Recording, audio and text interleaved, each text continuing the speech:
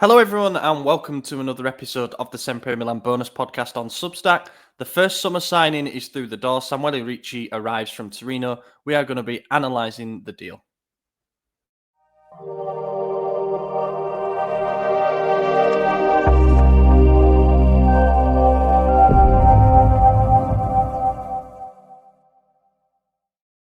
Oh, say, can you see?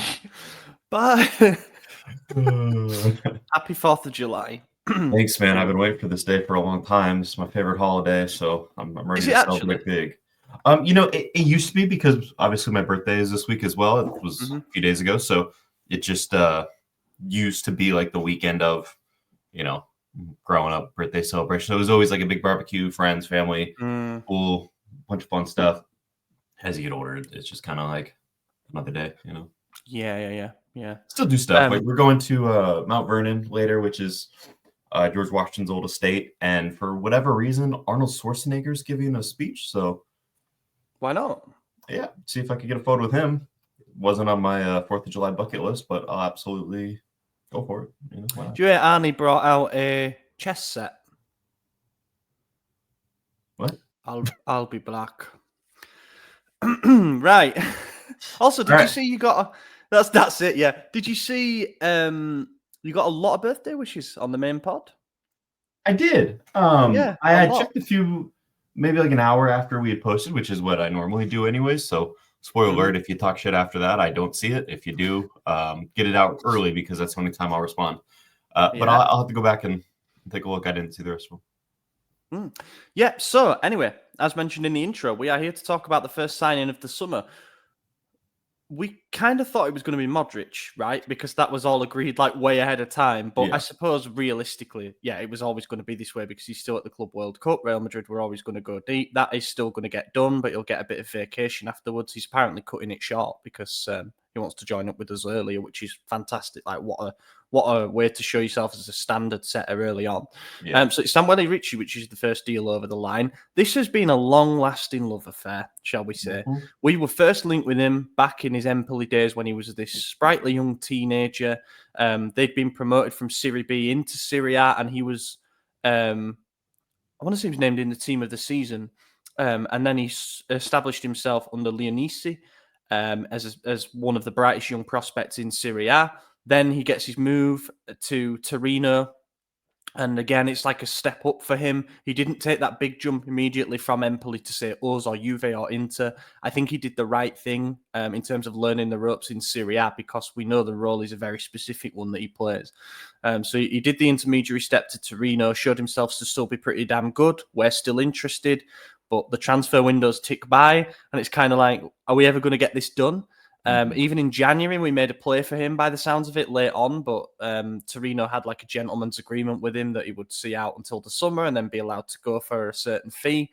And that fee is 23 million plus 2 million in bonuses. I guess we start with that.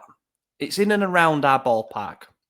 Yeah, I think that's like just the rate of a player nowadays. If you get anyone cheaper than that, they're either on the downward end of their career or the very, very beginning trajectory of it, and they're a total unknown quantity, So I think 20 is about average for an average player now, and not to throw shade on him or anything. It's just that's the reality of the market now is you don't want to sign a player.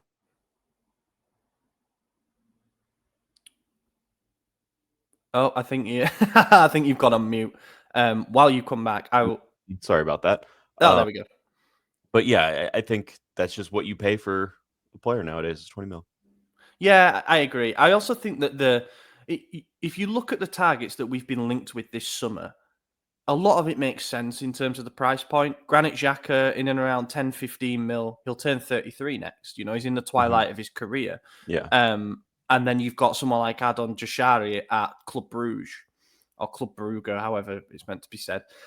And they're holding out for a bigger fee because he was the league MVP and he's like a difference-making midfielder and he's 22. So that's why you would have to pay potentially an extra 50% on top of the Ricci fee to go out and get someone like that. But with Ricci, you settle into that ballpark of like He's 24. He's an Italy international and probably will remain so for years to come, especially if this move works out well for him.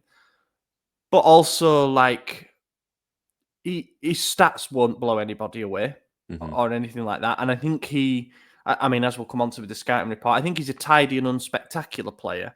And that's why I think you don't have to pay quite so much for him. Also, I think the management deserve a lot of praise. And I guess it's kind of the old management. You know, there's a lot of Furlani bashers out there. And I get it. You know, you say what you want about his character and his interviews and things like that. But I think there are times when he shows himself to be a very efficient businessman. And he clearly lined this deal up well ahead of time.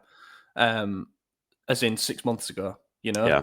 Said, all right, we'll wait for him in the summer. We'll get Bondo in now, and when we do it, we want it to be for 25 mil max. And everybody's been satisfied because there were teams that supposedly came in for Ricci into again because Çalhanoğlu might be going, and yeah, it was just like Matteo Moretto said we could close the deal in 10 seconds if we wanted to. So it was clearly all there, ready to go. We thought about things and then was like, right, let's get him in and get Modric in. And then we're looking now to finish the midfield. Ricci as a player, right? The important starting point here is: do we think we're going to play a 4-3-3 next season? I don't know. I really have no idea what we're going to do. I most likely a 4-3-3 with the defensive midfielder in there, or we go for the 4-2-3-1 again. I really have no idea. It's going to be hard to know until the season begins. We'll see preseason. I don't think Allegri's the type of guy that's going to stick to one formation. He's going to adapt. He's obviously going to have his favorites. We know that from him, but he will be able to use a few different formations. And whether it's a double pivot with Ricci and Fofana or a 3-man back line with the defensive midfielder, he still slots in there. We right before the podcast started, you said, he's probably going to sit in front of the defense all season, and that's a boring analysis, but it's the most likely, right? We know that. We look at his stats and not really offensive. He's not that type of player. He's a decent passer. Not the greatest defensively either in terms of like tackles and interceptions, things like that. But stats could be a bit deceiving. I wasn't too big on Ricci, so I'm trying to be neutral on this one. But I don't think he's a terrible player by any means. I just don't know if he's the guy that's going to set the world alight.